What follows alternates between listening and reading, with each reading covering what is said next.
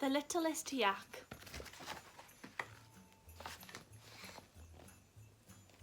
On the tip of the top of a mountain all snowy, where the ice-swirling, toe-curling blizzards were blowy, in a herd full of huddling yaks, big and small, lived Gertie, the littlest yak of them all.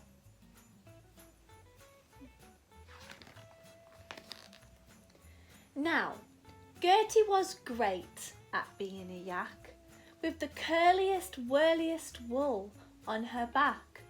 She could clip-clop up cliffs, no matter how slippy, on little yak hooves that were splendidly grippy. Yes, Gertie was all that a small yak should be. But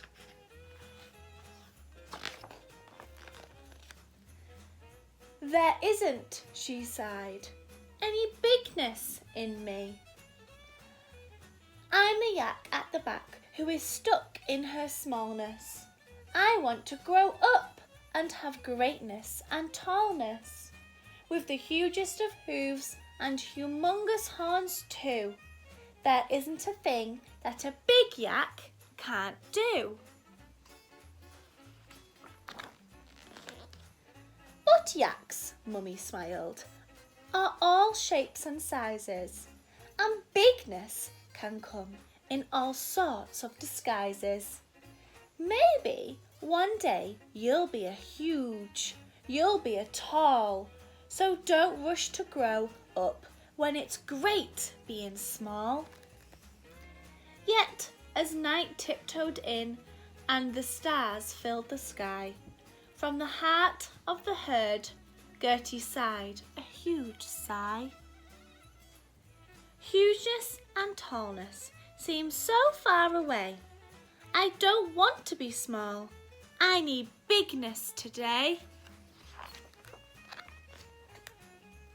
So Gertie began on a growing up plan and ate every veggie a little yak can. She pattered up mountains and clattered down hills.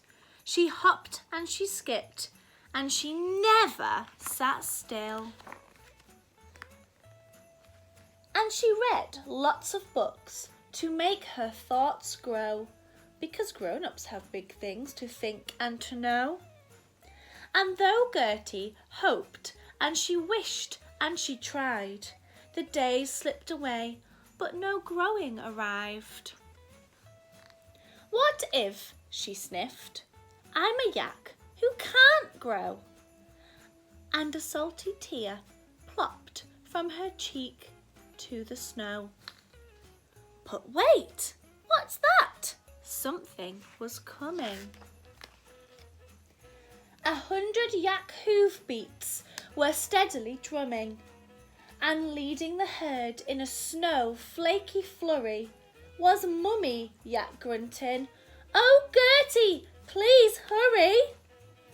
Look up, a yak stuck on the craggy cliff's edge at the end of the narrowest, rockiest ledge."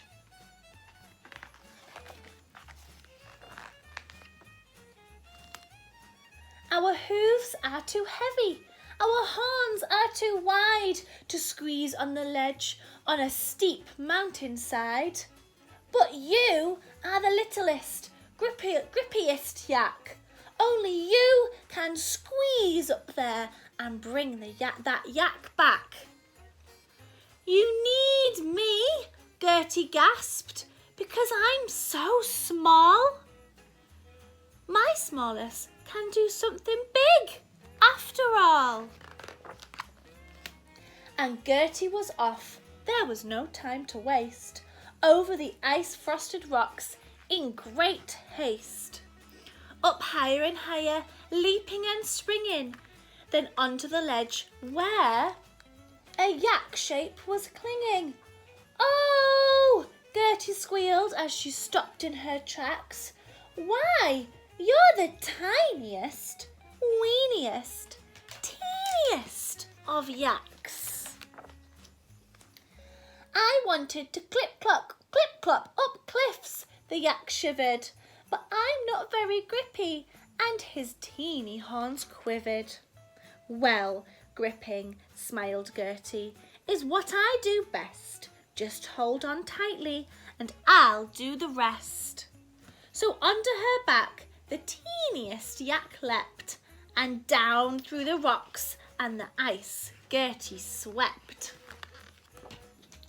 Home to the herd, far below, cheering loudly. Gertie, you did it! They all grunted proudly. The teeniest yak would be stuck without you. There are some things that only small yak can do. Then Gertie was wrapped in a warm woolly hug, and into her ear Mummy whispered with love, as sure as the stars in the glittering sky, you'll be all grown up in the blink of an eye. But it's here and now, whilst you're wonderfully small, that you've found you've got bigness inside after all. And as Gertie gazed up at the moon's silver light, being small, the little yak smiled, is all right. For I'm just the right size that a Gertie should be. I'm perfectly little and perfectly me.